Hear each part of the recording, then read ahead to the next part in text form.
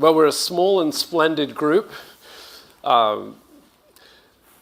Before we begin, there are a considerable number of people who are watching this presentation online.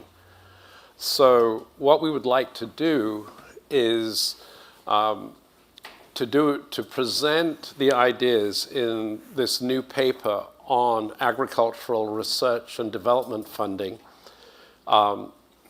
And Dr. Pardey and I will present, and that'll take about 25 minutes. And then subsequently we'll do question and answer. And we would ask that if you have a question, you wait until you have a microphone, even though it's a small group, because that way the questions will be heard online. Let me introduce my colleague, Dr. Pardey. He and I have worked together for 30 years, almost, about that. Dr. Pardey is professor of agricultural economics at the University of Minnesota. He has been there since 2004? Two. Oh, gosh. I'm older than I thought. He's been there since 2002. Dr. Pardey is really the world's leading expert on agricultural R&D funding, both within the United States and globally. So with that brief introduction, and I'm Vince Smith. I'm a professor at Montana State University, and I'm the director of the American Enterprise Institute's Agricultural Studies program.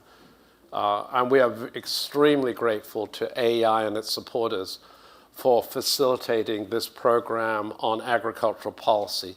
This is, I believe, the 12th of what will be 18 publications in and around Farm Bill issues that we are producing to inform the Farm Bill debates as they move forward into next year.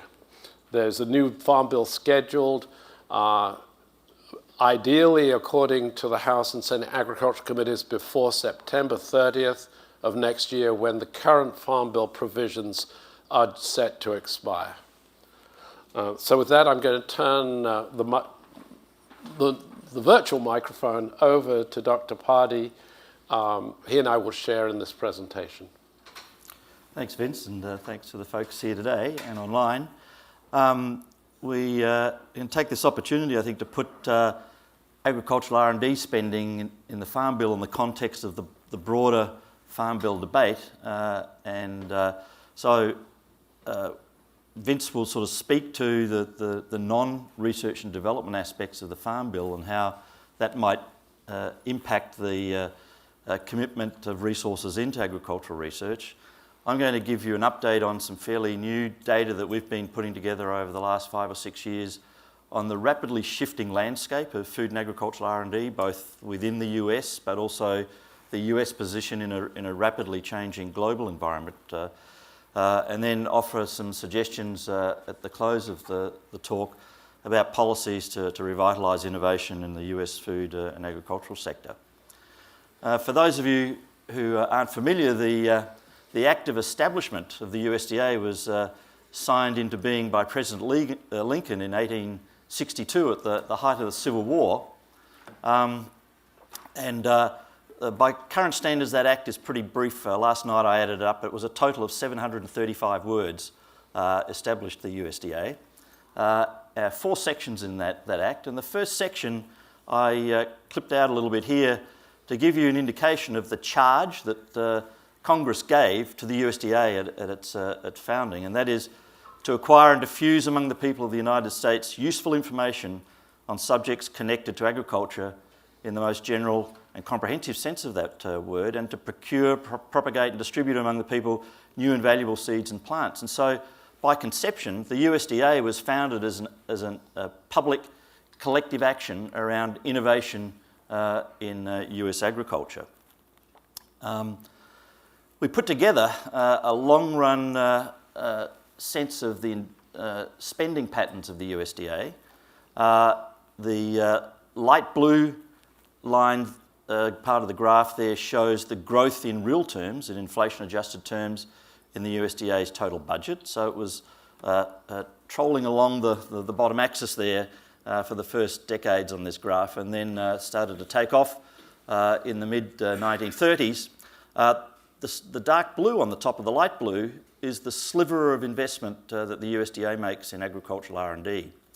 The red line, which is keyed off the axis on the right side of the figure there, shows you the share of total USDA spending that's directed to R&D, both intramural, that is research done within the USDA system, and extramural, that is research that runs through the USDA and goes out to the land-grant universities and so forth. So you can see back in the turn of the last century, over half, in fact 55% of the total USDA budget was directed to R&D spending. That dropped steadily through the early part of the last century and has bumped around the bottom of that graph there for many, many decades. And now, for many decades, less than 2%, in fact 1.6% of the total spend of the USDA goes towards R&D. So there's been this very fundamental shift in the structure and orientation of the USDA's remit. And I'm going to turn it back to Vince, who's going to talk a little bit about the sort of forces that are driving this sort of economic, political economy of spending in the USDA. Well, when Phil put this graph together, this is completely new data, by the way. Nobody, I think, has seen this sort of picture at all. It was stunning for both Phil and I. And so the question is, why the shift away from the focus on innovation, R&D, and enhancing productivity on the farm to a wider variety of missions? And we saw a decline in the share of total spending going to R&D before 1933, when the Agricultural Adjustment Act was passed. Now that was the quote, seminal, or if you like, catastrophic, depending on your perspective, initiative to try and provide price supports and higher incomes for farmers at the time. Now at the time, poverty among the farm sector was extensive. The average farm household income was well below the average household income in the country. There were parts of the country experiencing severe adverse weather. We're looking at the Dust Bowl years in 1934 and 5 in Oklahoma and Texas, the south central United States. And so you begin to see a major shift in 1933, followed up by a sequence of acts, the 1938 Agricultural Adjustment Act, that re-established some of the provisions of the 33 Act that had been found to be unconstitutional under the Sherman Act antitrust legislation. And then in 1948, we see for major commodities like corn, cotton, wheat, and so on, the introduction of what's called the loan rate program, essentially price supports, set at relatively high levels at that time. And we see a further shrinkage in the share of total spending out of USDA going to agricultural R&D. We see other shifts later on. For example, we see the Food Stamp Act of 1977. Now, food stamps were introduced as part of the Great Society legislation to provide food for very low-income families and low-income families. But the Food Stamp Act of 1977 substantially expanded that program. As a result, spending on nutrition programs, which flows through USDA, increased very substantially. And we saw another important shift in 1985. The 1985 Farm Bill was a watershed moment in that it established some major conservation programs, including a new soil bank program, which we now call the Conservation Reserve Program. And subsequent to 85, there were a series of initiatives, particularly in the 2008 Farm Bill, introducing additional working lands programs where farmers are paid to adopt conservation programs. If you were able to listen in to the live stream or be here for last Wednesday's discussion of conservation, Eric Lichtenberg noted this set of innovations. So as a result, we've now see R&D, which was the mission, in a sense, of USDA for the first 70, 80 years of its existence, now become almost an afterthought or minor note in its overall spending pattern. If you believe that to understand what is the real objective of an agency, you look where the money goes, and somehow as an economist I sort of like that view, then the money is not going very intensively at all to agricultural R&D. What's the current situation? Well, USDA's 2017 budget was about $151 billion in total, of which the overwhelming majority was for non-agricultural activities, mainly nutrition. Nutrition is the elephant in the room. Nutrition programs include the SNAP program, the current name for the food stamp program, and the women and infant children's nutrition programs. And no one's trying to suggest these are programs that do not have a valid mission, but they certainly have shifted how USDA views the world. If we look at spending related to agriculture and the management of lands, that's about $22.7 billion a year, less than 20% of the total. And if we look at where the money goes, about 10% of that $22.7 billion goes to agricultural R&D, and spending on other programs, direct subsidy programs, forms most of the other $20 billion.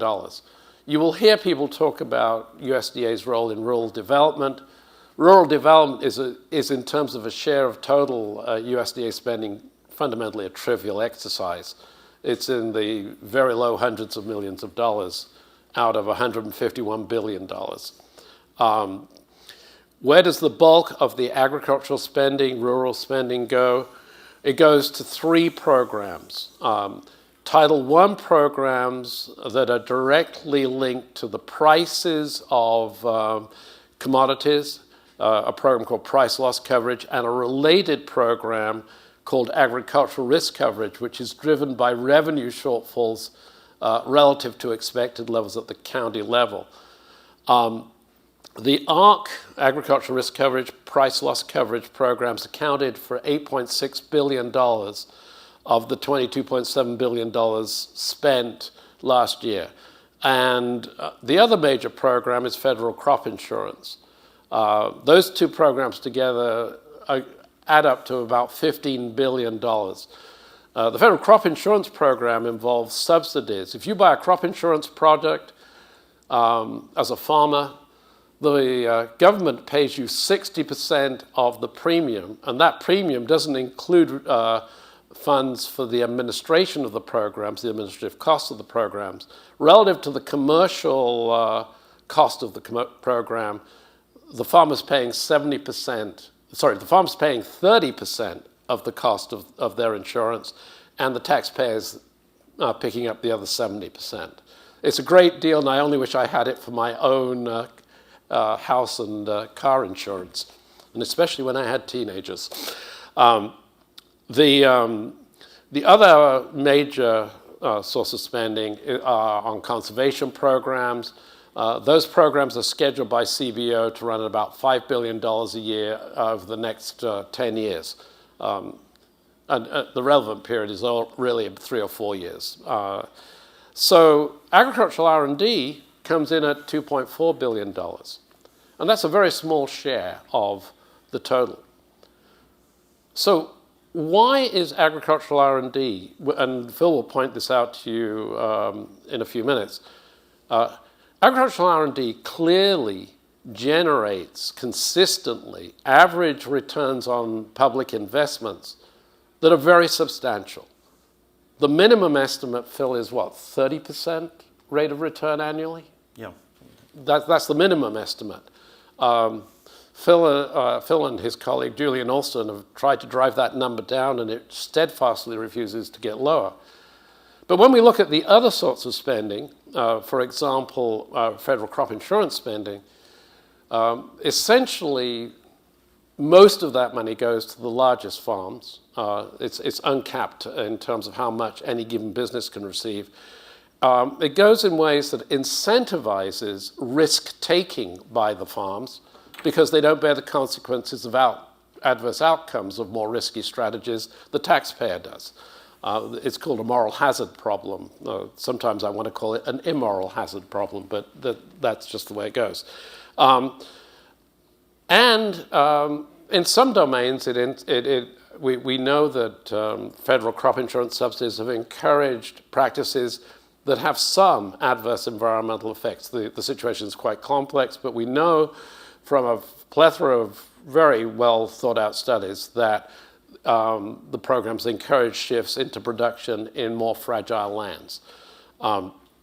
So we're looking at programs that at best do no harm to resource use, but actually encourage, on average, wasted resources, other than conservation. But the conservation programs themselves tend to be not very well targeted. So we're not getting a great bang for our conservation buck there. Agricultural R&D, however, has a high rate of return, but as Phil will show you, spending on R&D not only is diminished as a share of total USDA activities in terms of funding, but also more recently has actually dropped in real terms. So why is this the case? Well, crop insurance subsidies, price support subsidies, conservation program subsidies all enhance farm incomes. So does agricultural R&D. But whereas your crop insurance subsidy or your price support payment come to you today, the benefits from agricultural R&D flow over a longer time period. And because they tend to improve productivity and tend to keep prices for commodity goods lower than they would otherwise have been, consumers also benefit from gets considerable benefits out of agricultural R&D. So you're looking at a set of programs like crop insurance and price support subsidies that provide dollars in the pockets of farmers today, as opposed to programs that over the long run are really crucial for agricultural productivity, global competitiveness of the US agricultural sector and so on, but don't put money in your pockets right away. So regardless of the rhetoric that we hear from farm groups, behind closed doors, when Congress says, we've got X dollars to spend, how do you want the money spent? The tendency is to argue for a dollar in the pocket of the farmer today, rather than putting dollars into R&D that improve the long-run competitive position of the industry as a whole.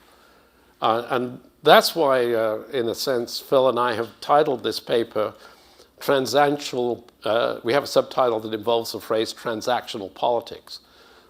Because, and it's very understandable on the part of the farm groups, it's understandable they want dollars for their members now. The problem is that involves costs for society as a whole, and the creation to some extent of longer run problems for productivity growth for agriculture. So with that, I'm going to turn everything back to Dr. Pardey and a broader context for this series of events. Right, so we've given some quick overview of the sort of trajectory of spending in the US, but the rest of the world doesn't stand still. And so we've been tracking investments globally in food and agriculture R&D for some time. When I worked here at IFPRI in DC and also at the University of Minnesota. And here's a snapshot of the state of play globally back in 1960 as opposed to 2011, which is the last set of globally comparable data we have.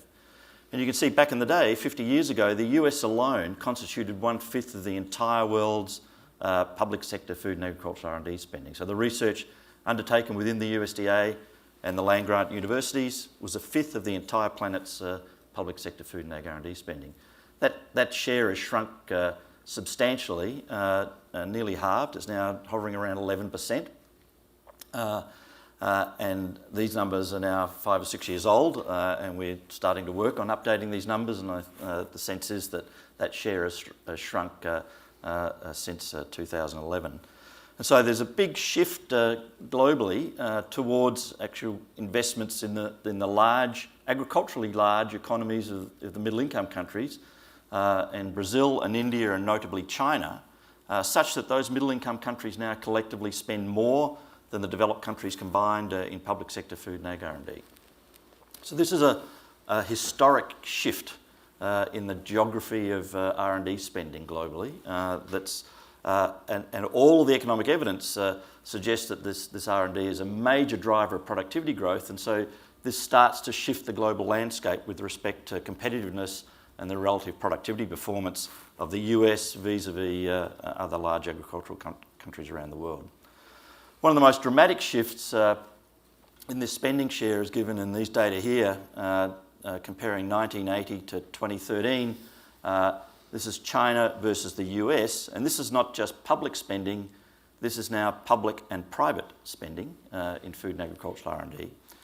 So you can see back in 1980, which is not that very long ago, for every dollar that was invested in public and private food and ag R&D in the US, there was just 7 cents invested in China. Look at that picture today. For every dollar that the US invests, the Chinese now invest $1.20. That is just a phenomenal shift in the space of just 3 decades. Interestingly too, that who does that research in those countries has shifted as well. So back in 1980, just over half of all of the food and agricultural R&D conducted in the US was performed within the private sector. So this is both agricultural input supply companies, but also post-farm food processing companies and the like. China had very embryonic private and mainly state-owned private activity. Back in 1980, it was just under 7%. That's shifted in both countries, but really dramatically so in China, which I think is lots of folks are unaware of this shift within the Chinese system. But there's been this, particularly in the last 10 years, a major growth, not just in state-owned enterprises, but in publicly listed entities. I've done work in China and visited some of these places that have real on-the-ground R&D capacity within these companies and sizable capacity. So we've gone now from half to now nearly over 2/3 of the US research is now performed in the private sector, and the Chinese are moving in exactly that same direction as well. So not only is the geography of where in the world research takes place changing, but who does that research changes. And so public policy needs to adjust to those realities. These are the realities of the 21st century, not the 20th century when this system was put in place and grew. So here's just looking at the spending trajectories of the US, China, and combined Brazil, India and China.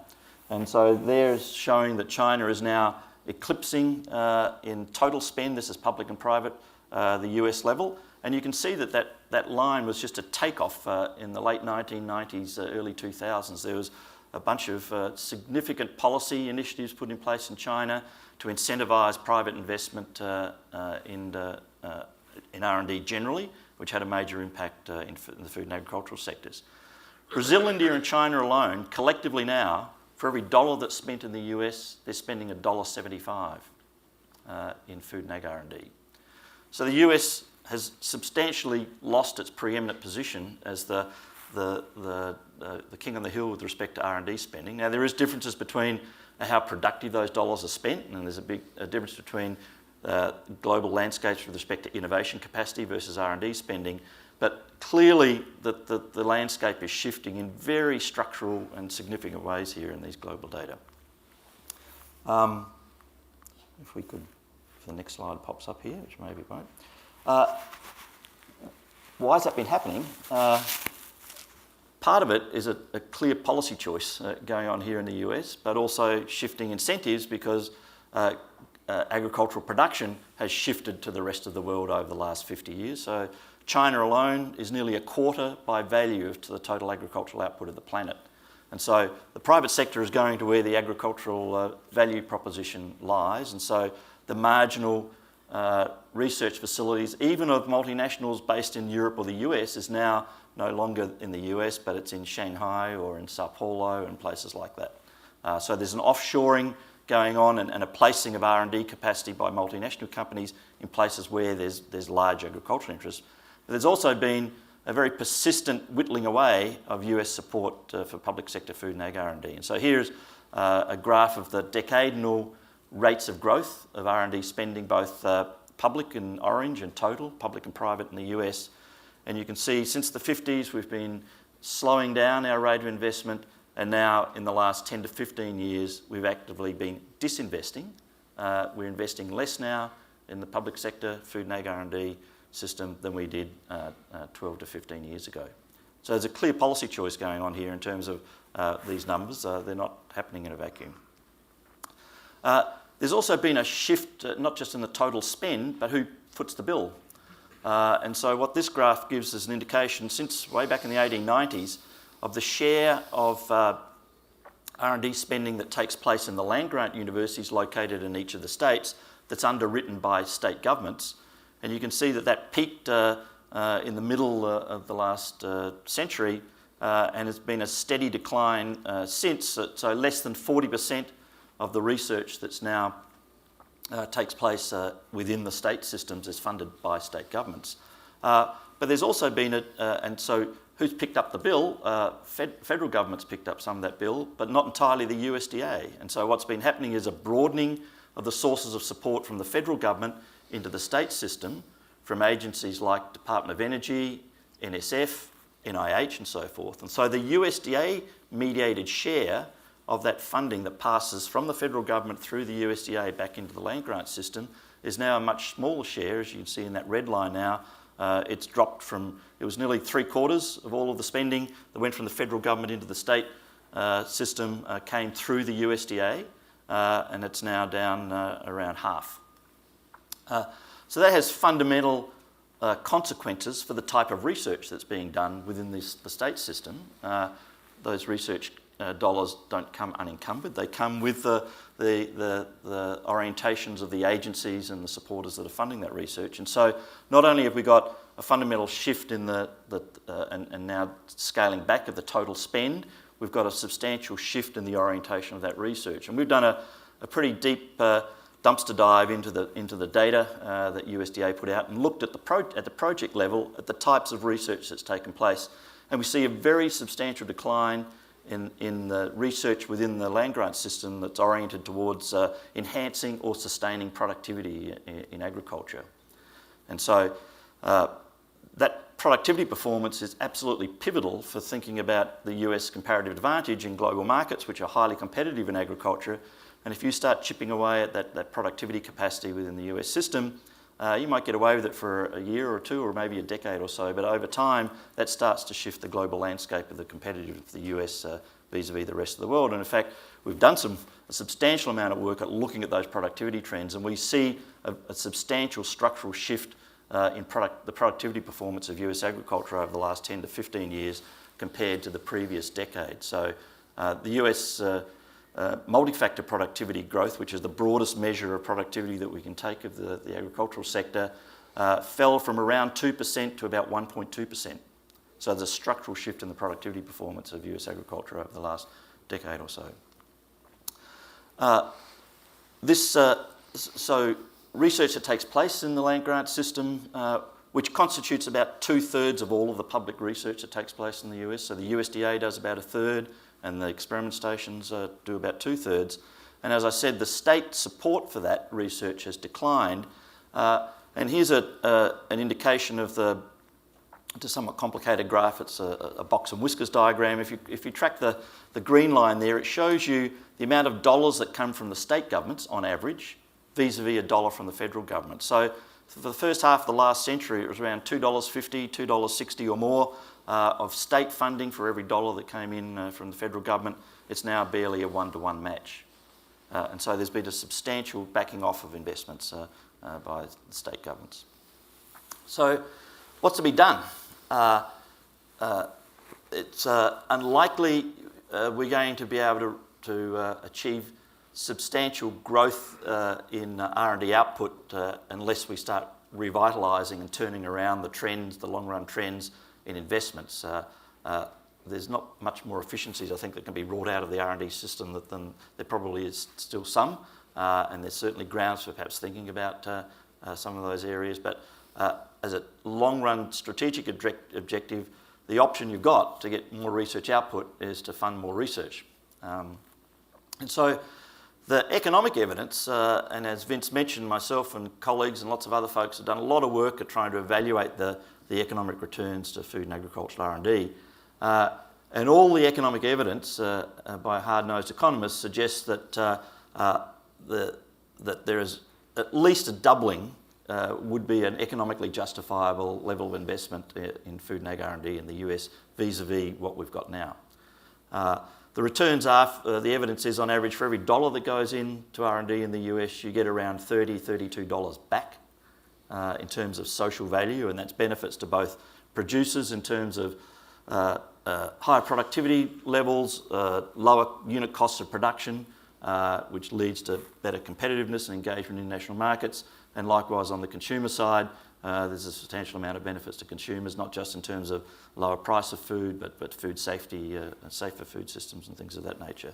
So doing a careful and I'd say sceptical, as economists tend to be, assessment of the returns to R&D suggests that they are high. I often get asked, did we make the easy gains back in the 1950s and 1960s, and we're spending now a lot more on R&D to get less output? And we did a hard-nosed look at that the year before last, and there's nothing in the data to suggest that the returns to more recent investments in R&D are any more or less than they were to investments made 50 or 60 years ago. So it looks like we've been able to sustain that rate of return on those investments. What we're arguing in our paper is there's clear opportunities for doing either a budget neutral or even a budget saving reallocation of Farm Bill funding to achieve a growth in R&D spending in the US. And the work that Vince and his colleagues have done, as he emphasised on the crop insurance, that just the deadweight costs, that the costs exceeding the social value of those crop insurance programs is around $2 billion, which exceeds the total investment that the USDA makes just in food and ag R&D, which in 2015 was about $1.9 billion. So just that one program, just the deadweight losses on that program have a greater economic cost on the society than the investments that are made into food and ag R&D systems, and those investments generate benefits, not costs. But we've recognised, as Vince and I've said, that there's an economic argument for thinking about a co-financing strategy here, and that perhaps the federal government doesn't need to foot the entire bill for publicly performed food and ag R&D. As I say, some of it's done within federal labs and some within state labs. And so we end up here in our last slide with some instrument suggestions to refinance food and ag R&D, and one of them is to try and incentivise the behaviour that I just described in some of the previous slides of free riding effort on the state government side from backing away from investments in food and ag R&D. So when a much more substantial share of the federal funding going to the states was running through the USDA, and a substantial share of that funding was tied to programs like the Hatch Act and so forth that required matching arrangements. So for every dollar that came in from the federal government, there was a requirement to match from a dollar on the state government side. As the share of those matched dollars have shrunk in the total federal support, we've got this shrinking state commitment. So two obvious options are to revitalise that, is to increase the amount of USDA source funding that actually require a match through the Farm Bill, or to increase the required state match for every federal dollar that goes in. That would have a clear incentive for the states to receive those federal dollars to turn around their matching arrangements relative to what they've been doing over the last 50 or 60 years. A more creative idea is also another matching arrangement, and this is a notion of matched research levies. Public finance principles suggest that if you've got a set of beneficiaries from public investment, then the most efficient approach to that is to share in the costs of sustaining that investment. On the margin, you'll get the marginal benefits equal the marginal costs if you match the benefits and the costs in a program that way. And so there are instruments available that have been used in other countries to think about levying either agricultural producers and or post-sector producers on a research levy. This doesn't necessarily have to be a compulsory levy. Legislation I have in mind was an enabling legislation, so it gave producers the opportunity to tax themselves for a research levy, and the inducement for that levy was to match that levy on a one-for-one basis and commit those dollars into research. This is not a Midwestern accent, this is an Aussie accent, and the example I have is first-hand. In the mid-1980s, an actual agricultural economist happened to be the Secretary of the Treasury in Australia, John Kerrin, and he put in a set of reforms called the Kerrin reforms, which put in place exactly the instrument that I'm describing here now. That the federal government put some enabling legislation in place. Farmers weren't forced, they were offered the opportunity to tax themselves and raise a research levy, and that the government would match that on a one-for-one basis. Now, well over half of all of the the publicly executed research in Australia is funded via that mechanism. And it was principally because Australian agricultural sector is highly exposed to international markets. There are not price support schemes and other distortionary aspects of that program. Australian farmers have to compete on price and quality and things like that. And they realise that a good way to do that is to invest in R&D to enhance their price competitiveness, to enhance their product quality and so forth. And so, in fact, that program is capped at a limit up to 0.5% of the value of each of the sectors because farmers have been pushing to actually increase that limit because they're prepared to put more money into that pot than they currently are allowed to do by legislation. So this program has been going on for over 30 years now in Australia and has incentivised a fundamental reform in the way research is funded in Australia, and quite frankly the engagement between the public entities that get this research, like the equivalent of the state government entities and the universities and so forth, to engage with producer groups who have a say but not a total influence about how those dollars are spent. And just a final plea that there's no magic bullet in this funding. Research is a really complex thing to manage, and what you need to do is I would argue, is think about a balanced portfolio that has these three elements in it. So one would be to recognise, as Vince said, that when you invest in R&D, the impacts of R&D don't occur tomorrow or even 5 or 10 years out. In fact, all the evidence says that the maximal impact of a dollar spent today will be realised about 25 years from now. It's a really long-run investment. Research is a very time-intensive undertaking. It still takes you 7 to 10 years to breed a new crop variety. Some of this research takes a long time to play its hand out. And so you need to match some of the research funding on a long-term basis around this long-term structure of that R&D. And so formula funding gives that surety of some longer-term support for research. So it's a sort of a block grant approach, but there are opportunities to make those grants accountable and reviewed and subject to performance criteria, so it's not just a forever blank cheque.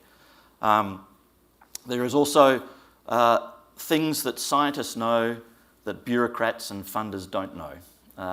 And so there's one of the classic innovations in agriculture is called semi-dwarf wheat, which was made by the International Wheat and Maize Improvement Centre down in Mexico, jointly with scientists here in the USDA, and it fundamentally changed the productivity of wheat globally around the world.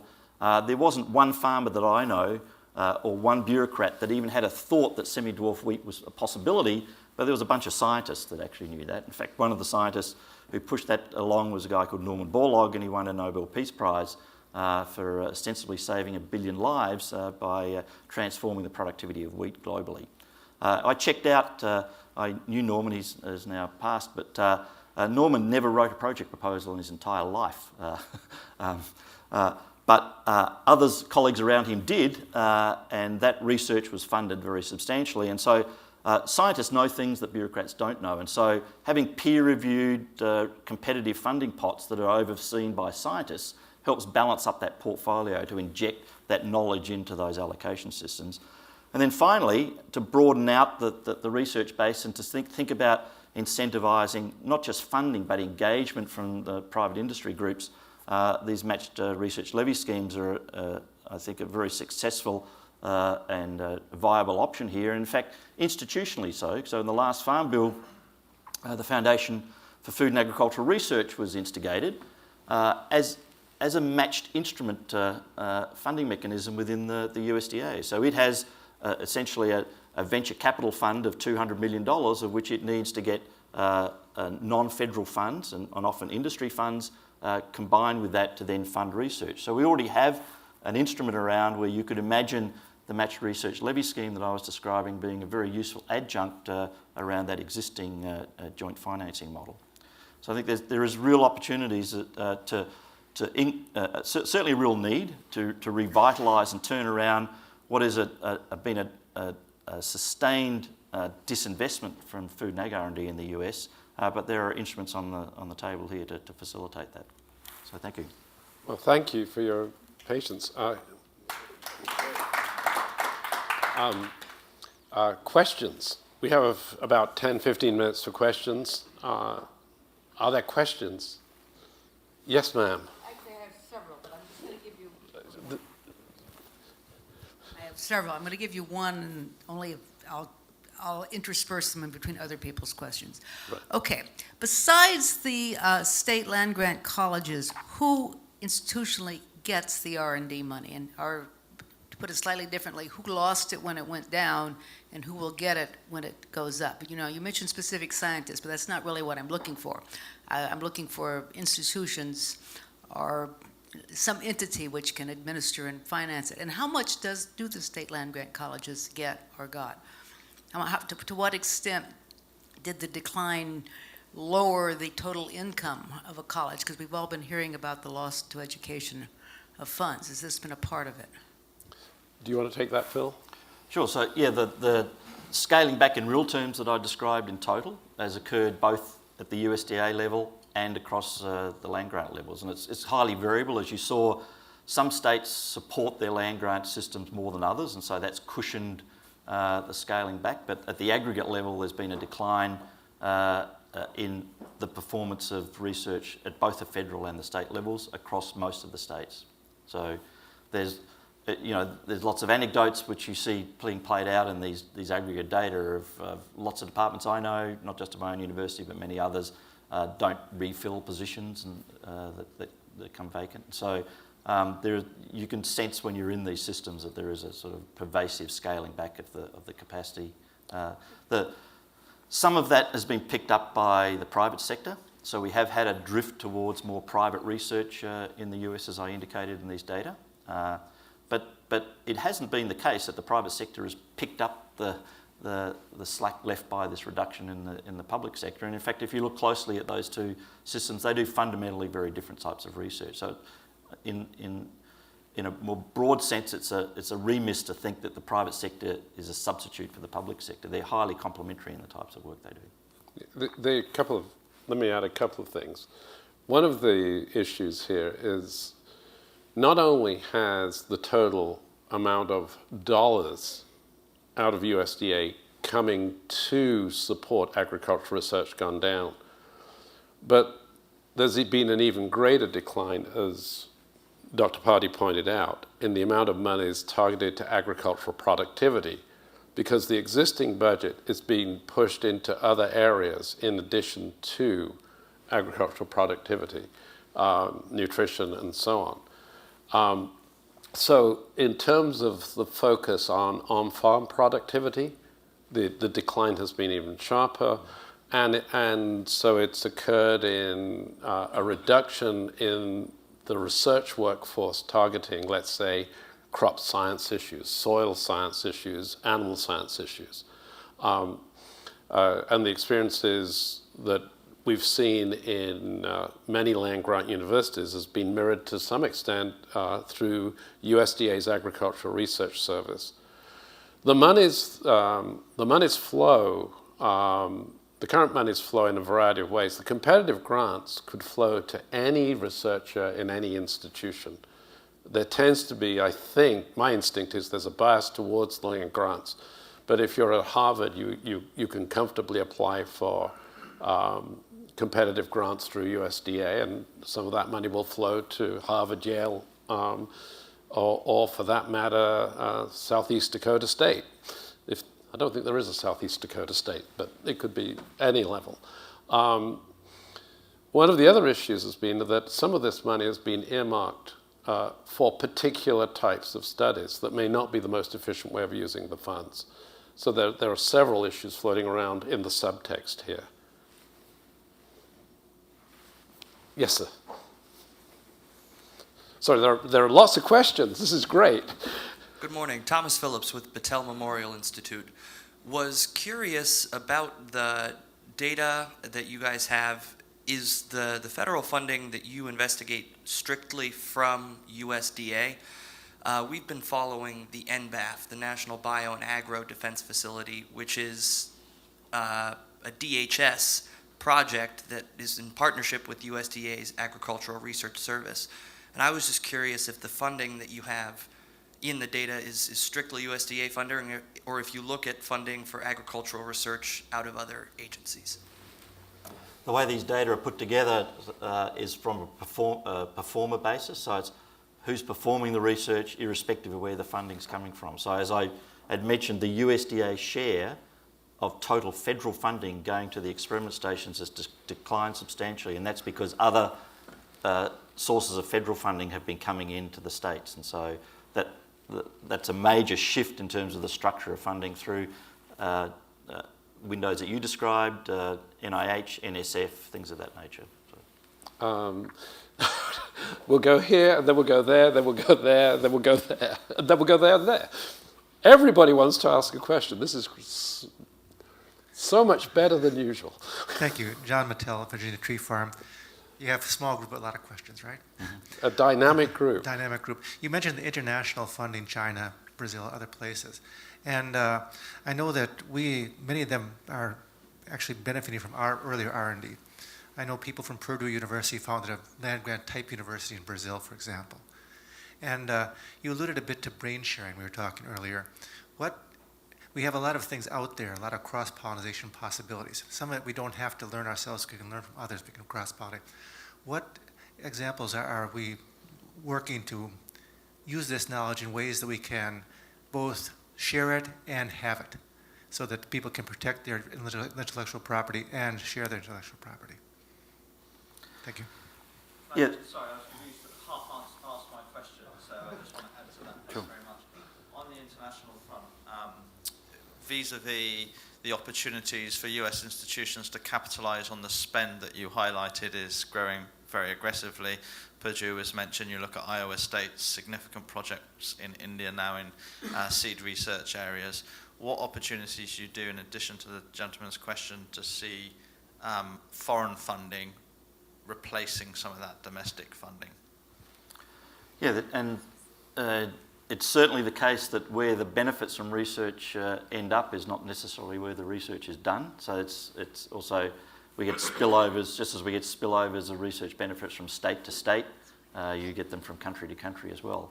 But you do need a capacity to be able to tap those spillovers, not only generate them. And so if you're scaling back your capacity, that definitely limits your ability to engage internationally and engage in that research elsewhere. There are certainly strictures within other budgets like USAID and the like that have become really tight in the last decade or so, which have limited the capacity of US scientists to engage in these international collaborative activities that you described. So Brazil now has the equivalent of the USDA in Brazil is called Embrapa. When I started in this game 30 years ago, Embrapa was a quarter the size of the USDA.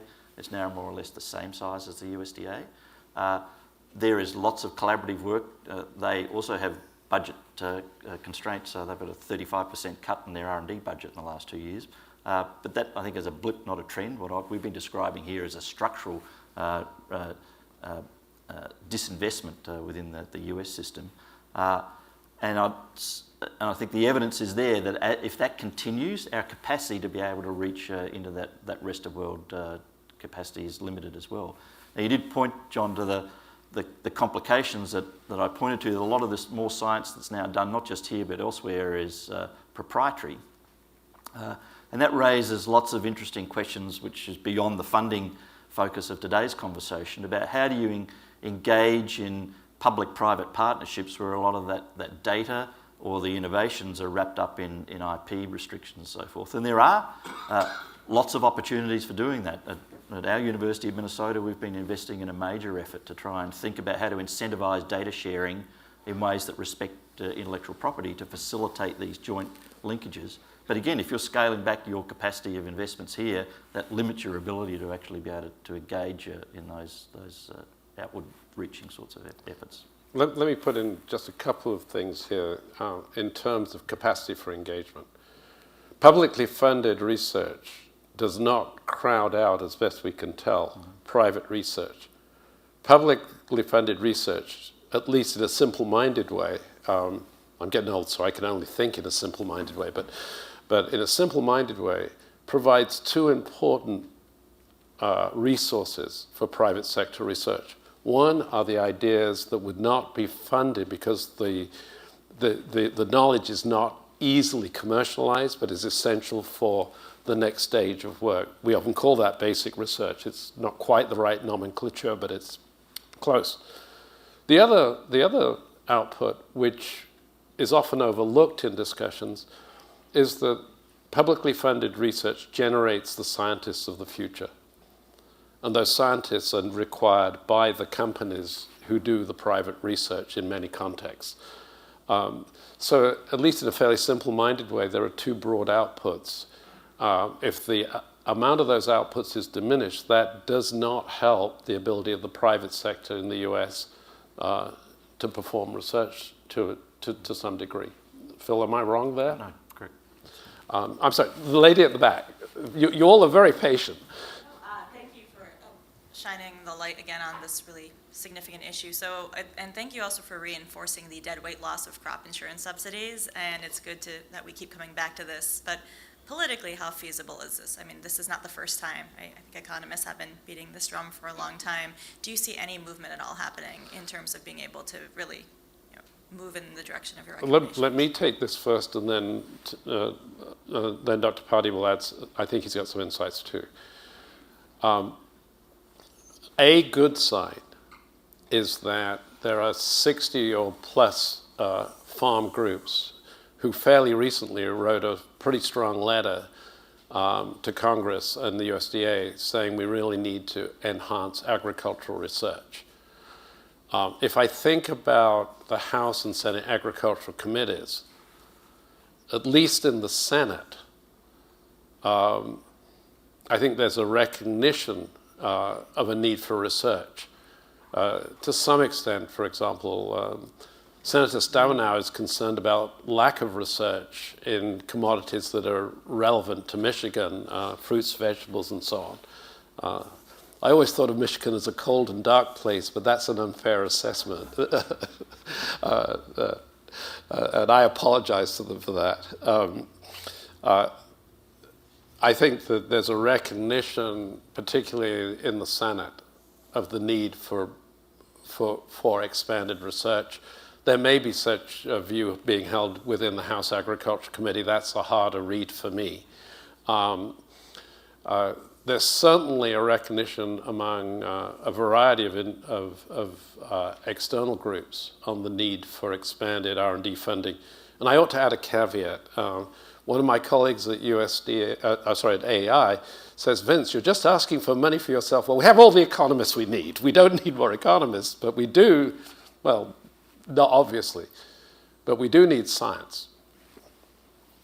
Right, I think just an adjunct to that, I think the reality that I put up about where the US sits vis-a-vis the rest of the world in R&D funding is a bit of a wake-up call. So that happened in the last 10 to 15 years. That's a major structural shift, which for the decades in the out years, given these long lags that I talked about from R&D investments in terms of their productivity performances, those R&D spending relativities don't immediately show up in terms of these productivity differentials.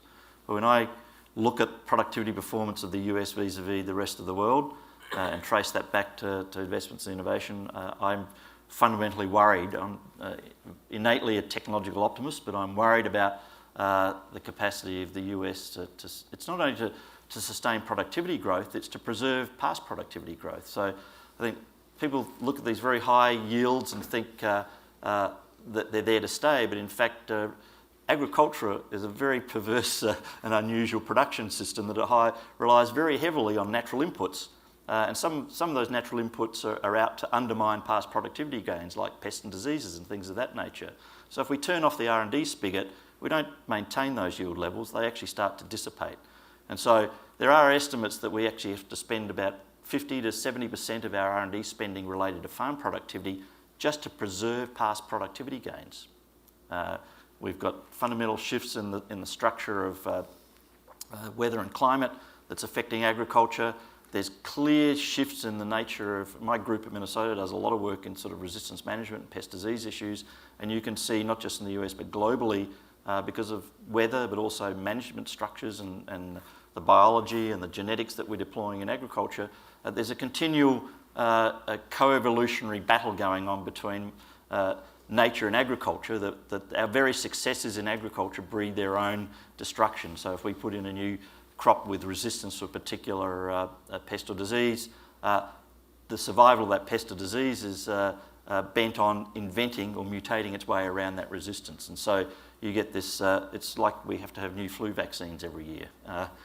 That sort of process is playing its hand out in agriculture. And so just to preserve these gains requires a substantial amount of effort. And if we're disinvesting for investments in R&D, we're undercutting not just productivity growth potential, but also our ability to maintain these past gains. We'll go there, then over here. Thank you very much. My name is Astrid Jacobs from the German Embassy. I'm especially thankful for putting all this in a broader perspective, and thank you for that. I have two aspects.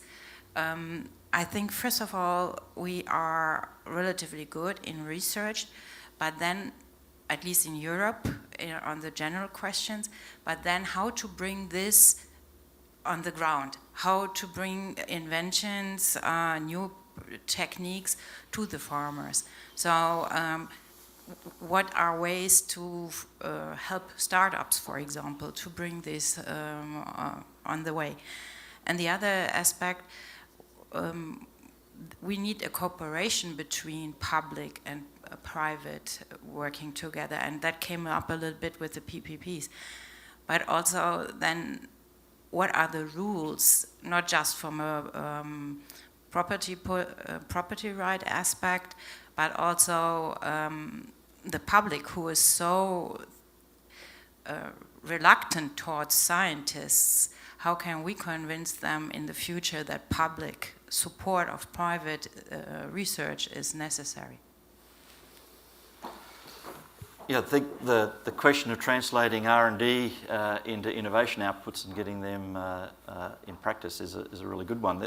I think the opportunities for the jargon of big data in agriculture is there's lots of new data opportunities around now that are giving rise. So I think different possibilities for public-private partnerships and thinking about bringing both the farm and the consumer perspective into the research pipeline and reshaping the way research is done and informed. And I think there's lots of folks, including ourselves, out trying to invent some new ways of articulating research down into those downstream capacities. And again, on the production side with agriculture, it's because it's highly reliant on these natural inputs into that production process. So it's not just labour and machinery and so forth, it's soil and temperature and rainfall and so forth. There's a highly site-specific constraint to how you deploy technologies in particular locations. And so as we're getting new remote sense, so the European Satellite Administration has a satellite Sentinel-2 spinning the Earth and taking a shot of on a 10-metre grid of every point on the planet every 5 days. That just didn't exist even 2 or 3 years ago. That's providing lots of new data opportunities to think about how to reshape the innovation pipeline and better target those technologies into those local environments and better match the R&D to the demand side. So I think there is a lot of opportunity. Now, it comes encumbered with intellectual property.